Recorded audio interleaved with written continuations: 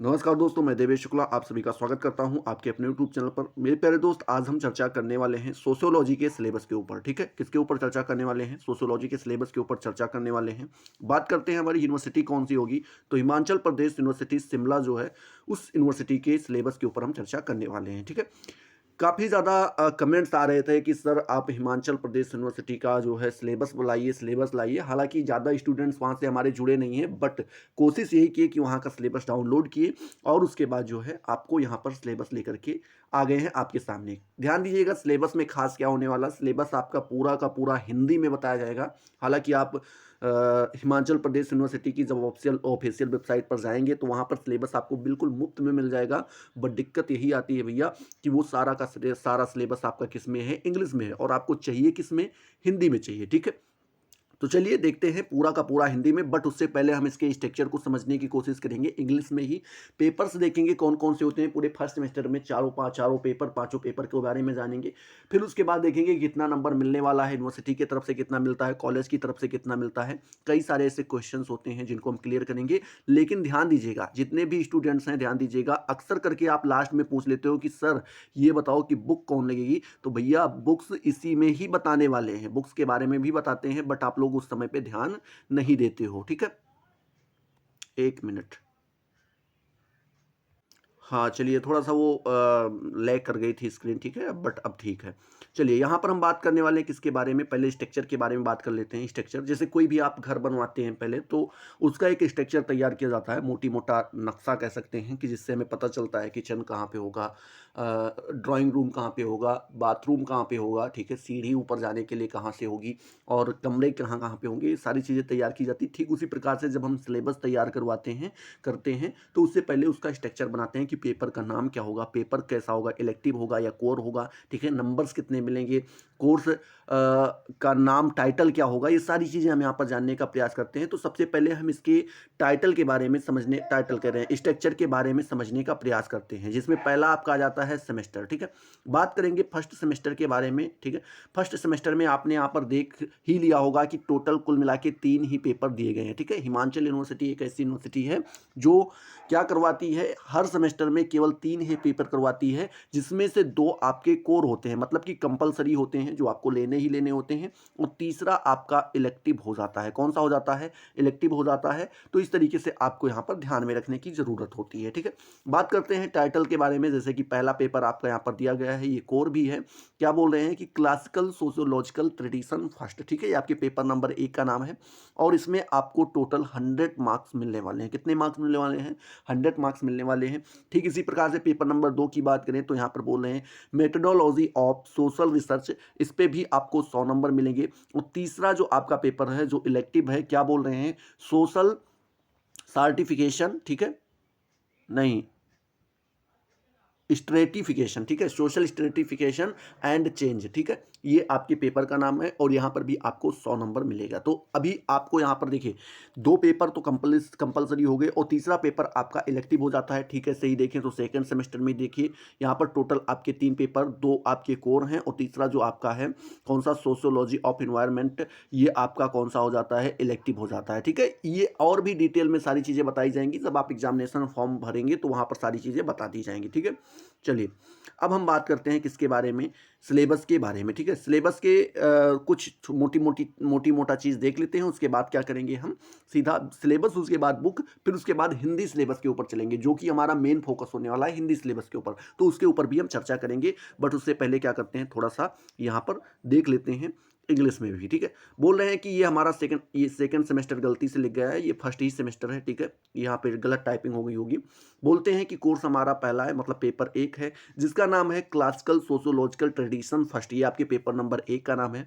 बोलते हैं यहाँ पर मैक्सिमम मार्क्स आपको 100 नंबर मिलने वाले हैं। ठीक है, 100 नंबर अधिकतम अंक हैं, 100 पूर्णांक जिसे आप कहते हैं, और टाइम आपका 3 घंटे का होगा, मतलब 3 घंटे का आपका पेपर होगा। 100 नंबर आपको यहाँ पर मिलेंगे। ठीक है, चलिए अब कुछ यहाँ पर नोट करके बताया गया है। जैसे बोल रहे हैं कि द क्वेश्चन पेपर सेल, ठीक है, consist of 8 questions in all, मतलब बोल रहे हैं कि पूरे क्वेश्चन पेपर में टोटल आपको 8 क्वेश्चन ही दिए जाएंगे। ठीक है, उसके बाद बोल रहे हैं कि 2 क्वेश्चंस फ्रॉम ईच यूनिट मतलब बोल रहे हैं जितनी भी यूनिट है सभी यूनिट से 2-2 क्वेश्चन होंगे, मतलब कि टोटल आपकी 4 यूनिट होने वाली हैं। हर एक यूनिट से 2 क्वेश्चन दिया जाएगा। The candidates shall be required to attempt 4 questions by selecting 1 question from each unit. मतलब बोल रहे हैं कि कैंडिडेट चाहे तो क्या कर सकता है, मतलब चाहे नहीं करना ही होगा, मतलब कि 4 ही क्वेश्चन आपको टोटल करने होंगे। दिए कितने जाएंगे, 8 क्वेश्चंस दिए जाएंगे, बट आपको 4 क्वेश्चंस करने होंगे। हर यूनिट से 2 क्वेश्चन दिया जाएगा, लेकिन आपको उस यूनिट से किसी एक ही क्वेश्चन को करना होगा, दोनों को करना नहीं है, ठीक है। फिर बोल रहे हैं all the questions carry equal marks. मतलब बोल रहे हैं जितने भी क्वेश्चंस हैं 8 के 8 आपके बराबर मार्क्स में होंगे। ऐसा नहीं है कि कुछ कोई कम में होगा, कोई ज़्यादा में होगा। मतलब आप यहाँ पर समझ पा रहे हो, अति लघु उत्तरीय, लघु उत्तरीय, दीर्घ उत्तरीय, मतलब very short type and long type का सिस्टम ही खत्म कर दिया गया है इस यूनिवर्सिटी के तहत, ठीक है। तो यहाँ के बच्चों को थोड़ा ध्यान में रखना होगा, क्योंकि सारे क्वेश्चंस जो भी पढ़ें थोड़ा लेंदी उसमें पढ़ें, जिससे उनको थोड़ा और भी हेल्प मिल सके, ठीक है। चलिए अब बात करते हैं कि पूरा का पूरा पेपर आपके 4 यूनिट में डिवाइड कर दिया गया है। Unit first, unit second, unit third and unit fourth, ठीक है। जैसा कि आप यहाँ पर यूनिट फर्स्ट में देख पा रहे होंगे कि जो सोशियोलॉजी के बेसिक्स होते हैं वो सारी चीज़ें यहाँ पर आपको बताई जाएंगी। बट यूनिट सेकंड में आपको एक एक जो है शिक्षा शास्त्री को कवर करना होगा। जैसे कि यहाँ पे कार्ल मार्क्स को आपको कवर करना होगा, इनके मेथड्स को, इनके मॉडल्स को, इनके, ठीक है, जितने भी सारी चीज़ें हैं इनसे जुड़ी उन सारी चीज़ों को आपको यहाँ पर पढ़ना होगा। ऐसे यूनिट थर्ड में अगर आप देखें तो हम मैक्स वेबर को कवर करने का प्रयास करेंगे, ठीक है। और फिर उसके बाद जो यूनिट फोर्थ है इसमें हम इमाइल दुर्खीम को जो है क्या करेंगे, देखने का प्रयास करेंगे, ठीक है। जैसे कि इनका इंडस्ट्रियल सोसाइटी जो दिया गया है, डिवीज़न ऑफ लेबर मतलब कि जो श्रम विभाजन का जो कार्य है उसके बारे में पढ़ेंगे, ठीक है। उसके बाद यहाँ पर बहुत सारी चीज़ें जो दी गई हैं एक एक करके समझने का प्रयास करेंगे। ये सारी चीज़ें हमें इंग्लिश में यूनिवर्सिटी में बिल्कुल मुफ्त मिल जाती हैं, तो इस पर हमें ज़्यादा फोकस करने की ज़रूरत नहीं है। बट यहाँ पर जो इम्पोर्टेंट क्या है, हम लोग यहाँ पर बुक्स के बारे में देखेंगे कि बुक्स कौन कौन सी हम पढ़ सकते हैं, जो कि आपकी यूनिवर्सिटी के द्वारा ही सजेस्ट की जा रही है। ऐसा कुछ नहीं कि मैं खुद से बता रहा हूँ, ठीक है। जैसे कि यहाँ पर बोल रहे हैं कि ये वाली बुक आपकी जो दी गई है ये आप ले सकते हैं, जिसका नाम है अरों, ठीक है। ये रेमंड की बुक है, रेमंड की बुक है। इस पेपर का बुक का नाम क्या है, यहाँ पर बोल रहे हैं main current in sociological thoughts, ठीक है। ये आपकी बुक का नाम है, तो आप इसको मंगवा सकते हैं ऑनलाइन ऑफलाइन जैसे भी मंगवाना चाहें, ठीक है। ऐसे ही दूसरी आपकी बुक दी गई है, तीसरी दी गई है, चौथी दी गई है, पाँचवीं, छठवीं और सातवीं और आठवीं, टोटल 8 बुक्स आपको यहाँ पर बताई गई हैं। 8 की 8 बुक्स चाहें तो आप जिनमें से किसी को भी मंगा सकते हैं, कोई ऐसी दिक्कत नहीं है, क्योंकि सभी का नाम लगभग देखिए वही है। जैसे यहाँ पे structure of sociology, sociological theories दिया गया है, ठीक है। उसके बाद कंटेम्प्रेरी सोशियोलॉजिकल थ्योरीज दिया गया है। फिर द स्ट्रक्चर ऑफ मैक्स, ये पता नहीं कौन सा वर्ड यहाँ पर यूज़ कर लें, ठीक है, मार्क्स, मार्क्स वर्ल्ड व्यू, मतलब जो कार्ल मार्क्स के देखने का तरीका क्या था उसके तरीके से। फिर उसके बाद capitalism and modern social theory, ठीक है, ये आपके यहाँ पर बुक का नाम दिया गया है, ठीक है। तो इस तरीके से सभी बुक्स आपकी लगभग मिलती जुलती हैं, जिनको भी आप चाहे मंगवा सकते हैं। अगर नहीं मंगवाना चाहते हैं तो आपके यहाँ पे सीरीज़ वगैरह चलती ही होंगी, वही सीरीज़ मंगवा लीजिए और उसी से आप अच्छे से पढ़ाई कर सकते हैं। बाकी यूट्यूब से जुड़े रहिए, यूट्यूब पर आपको सारी चीज़ें मिलती रहेंगी। अब हम लोग चलते हैं हिंदी सिलेबस के ऊपर, जो हमारा इंपॉर्टेंट है। अब जैसा कि आप लोग देख पा रहे हैं कि हम लोग हिंदी सिलेबस के ऊपर आ चुके हैं। यहाँ पर आप देख पा रहे होंगे कि हमें प्रथम वर्ष की बात की जा रही है, मतलब कि फर्स्ट ईयर की बात की जा रही है। समाजशास्त्र फर्स्ट सेमेस्टर पेपर नंबर 1 के बारे में बात करेंगे, जिसका नाम है शास्त्रीय समाजशास्त्रीय परंपरा पेपर 1, ठीक है। ये आपके पेपर का नाम है। इसमें नोट करके जो बताया गया था, अभी हमने आपको इंग्लिश में बताया था ना कि आपको टोटल कितने क्वेश्चंस दिए जाएंगे, 8 प्रश्न दिए जाएंगे, जो कि प्रत्येक इकाई से 2 प्रश्न होंगे। और जो अभ्यर्थी हैं उनको प्रत्येक इकाई में से कुल मिलाकर 4 ही प्रश्न करने होंगे, जो हर इकाई से एक एक प्रश्न कर सकता है और सभी प्रश्न पे बराबर समान या फिर अंक मिलेंगे, ठीक है। तो ये आपके लिए इंपॉर्टेंट था जो मैंने बता दिया। और हालांकि आपको क्वेश्चन पेपर मिलेगा तो वहां पर भी नोट करके दिया होगा, ऐसी कोई बात नहीं है, ठीक है। अब बात करते हैं इकाई नंबर फर्स्ट के बारे में कि इकाई नंबर फर्स्ट में हमें क्या क्या पढ़ना होता है। इकाई नंबर फर्स्ट में जो पहली चीज़ हमें पढ़नी होती है वो पढ़ना होता है सामाजिक विचार के उद्भव की ऐतिहासिक, सामाजिक आर्थिक पृष्ठभूमि, मतलब बोल रहे हैं जो सामाजिक विचार का उद्भव हुआ, मतलब जैसे जैसे सामाजिक विचार का जन्म हुआ तो उसकी ऐतिहासिक पृष्ठभूमि कैसी रही, सामाजिक पृष्ठभूमि कैसी रही, आर्थिक पृष्ठभूमि कैसी रही, इन सारी चीज़ों को जानने का हम प्रयास करेंगे, ठीक है, इकाई नंबर 1 के अंतर्गत। फिर बोलते हैं कि पारंपरिक सामांती अर्थव्यवस्था और सामाजिक संरचना के बारे में भी हम जानेंगे। मतलब जो परंपरागत चली आ रही थी, पारंपरिक का मतलब क्या, लगातार कई पीढ़ी से चलती आ रही जो सामंती व्यवस्था थी, सामंत लोग पहले हुआ करते थे।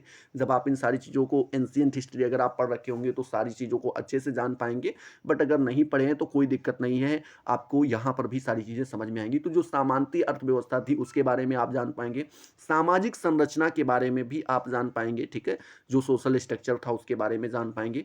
साथ ही साथ बोलते हैं कि और औद्योगिक क्रांति का क्या प्रभाव रहा, ठीक है, जो हमारी पारंपरिक सामांती अर्थव्यवस्था रही उसका क्या प्रभाव रहा, ठीक है। फिर उसके बाद सामाजिक संरचना और औद्योगिक क्रांति का क्या प्रभाव रहा सामाजिक विचार के उद्भव पर, ठीक है, इसको हम जानने का प्रयास करेंगे। साथ ही साथ उत्पादन की नई विधा का विकास, उत्पादन की जो नई विधा का विकास हुआ उसके बारे में भी जानेंगे। सोच और तर्क की नई विधा का उदय, ठीक है, क्या बोल रहे हैं, जो सोच और तर्क की नई विधा का उदय हुआ उसके बारे में भी हम जान पाएंगे, जिसमें बोल रहे हैं कि प्रत्यक्षवाद से ज्ञानोदय तक, कहाँ तक हम, प्रत्यक्षवाद से ज्ञानोदय तक, वैज्ञानिक से और मानवतावादी परिप्रेक्ष्य, ठीक है, वैज्ञानिक और मानवतावादी परिप्रेक्ष्य दोनों के बारे में हम जान पाएंगे, ठीक है। वैज्ञानिक मतलब कि साइंटिफिक रीजन भी जान पाएंगे, और जो मानवतावादी परिप्रेक्ष्य है या आप कह सकते हैं सोशलिज्म या फिर सोशोलॉजिकल, इस तरीके से कोई भी वर्ड यूज कर सकते हैं, तो उसमें जानने का हम प्रयास करेंगे, ठीक है। बात करते हैं यहीं पर यूनिट नंबर 2 में। तो जैसा कि मैंने बताया था कि आपको यहाँ पर कार्ल मार्क्स के बारे में पढ़ना होगा, ये कलर मार्क्स लिख करके आ गया है, ठीक है, हिंदी टाइपिंग में थोड़ा कहीं कहीं पे दिक्कत आ जाती है, तो ये अपने हिसाब से देख लीजिएगा, ठीक है। कार्ल मार्क्स के बारे में जैसे कि इनकी हम विधियां पढ़ेंगे कि इनकी कौन कौन सी विधियां रही हैं, ठीक है, इनके कौन कौन से मॉडल रहे हैं उसके बारे में पढ़ेंगे, इनका एक द्वंद्ववाद करके सिद्धांत आया था उसके बारे में पढ़ेंगे, इतिहास और भौतिकवादी व्याख्या के बारे में भी पढ़ेंगे कि इनकी इतिहास और भौतिकवादी व्याख्या कैसी रही है, ठीक है। विरोधाभास के बारे में इन्होंने बताया है, साथ ही साथ चेतना के बारे में बताया है, अलगाव के बारे में और मनुष्य की प्रकृति के बारे में किसने, कार्ल मार्क्स ने बताया है। इन सारी चीज़ों को हम जानने का प्रयास करेंगे यूनिट नंबर 2 के अंतर्गत, वो भी कार्ल मार्क्स के द्वारा, ठीक है, ये आपको यहाँ पर इंपॉर्टेंट है, ये जान के रखिएगा। बात करते हैं वहीं पर इकाई नंबर 3 में। तो इकाई नंबर 3 में हम मैक्स वेबर के बारे में बात करेंगे, जिसमें हम इनके वेरेस्टेन के बारे में बात करेंगे। अगर पूछे वेरेस्टेन का उदय तो आप सीधा नाम लीजिएगा भैया किसके, मैक्स वेबर के द्वारा जो है वेरेस्टेन के बारे में सब कुछ बताया गया, ये आप यहाँ पर देख सकते हैं। विचार की धारणा के बारे में हम जान पाएंगे मैक्स वेबर के द्वारा, ठीक है। फिर सामाजिक विज्ञान की वस्तुनिष्ठता, वस्तुनिष्ठता मतलब कि सामाजिक विज्ञान की आप कह सकते हैं वस्तुनिष्ठता मतलब कि सत्यता कितनी है, या फिर कैसे साइंटिफिक कितना है, ठीक है, इस तरीके से साइंटिफिक, ठीक है, ये आप यहाँ पर जान पाएंगे। आदर्श के प्रकार को जान पाएंगे जो कि किसने बताया, मैक्स वेबर ने, और धर्म के बारे में भी आप जान पाएंगे मैक्स वेबर के, ठीक है। फिर बोल रहे हैं कि प्राधिकार और शक्ति के बारे में तथा नौकरशाही, इन सारी चीज़ों के बारे में आप जान पाएंगे किसके द्वारा, मैक्स वेबर के द्वारा, ठीक है। इसमें हम मैक्स वेबर को केंद्र मान करके फिर इन्हीं के इर्द गिर्द की चीज़ों को पढ़ने का प्रयास करेंगे, ठीक है, इकाई नंबर 3 के अंतर्गत। वहीं पर अगर हम बात करें इकाई नंबर 4 के अंतर्गत हमें क्या क्या चीज़ें पढ़नी होती हैं, तो इकाई नंबर 4 में सबसे पहले आप क्या आते हैं, इमील दुर्खीम, ठीक है, जिसे एमाइल दुर्खीम भी कहते हैं, ठीक है, कहीं कहीं पे ऐसे हो जाता है टाइप मिस्टेक, तो वो देख लीजिएगा। नाम वगैरह देखिए जो है अभी आप पढ़ेंगे अरिस्टोटल, इंग्लिश में अरिस्टोटल लिखा रहता है, हिंदी में अरस्तु हम उनको पढ़ते हैं, ठीक है। तो इस तरीके से कई सारे ऐसे नाम्स हैं जिनको इंग्लिश में पढ़ोगे तो कुछ दूसरा आएगा, हिंदी में पढ़ोगे तो कुछ दूसरा आएगा, तो जब हम इनका हिंदी में रूपांतरण करवाते हैं तो वहाँ पर चीज़ें थोड़ा कन्फ्यूज़न वाली हो जाती हैं, ठीक है। चलिए बात करते हैं एमिल दुर्खीम के जो है औद्योगिक समाज के बारे में हम पढ़ेंगे कि इनके द्वारा औद्योगिक समाज कैसा था। इन्होंने श्रम विभाजन के बारे में भी बताया है, उसको भी पढ़ेंगे किसके, दुर्खीम जी के। सामाजिक एकजुटता के बारे में बताया है जिसमें यांत्रिक और जैविक दोनों प्रकार के बताए गए हैं, ठीक है, इसको हम जानेंगे।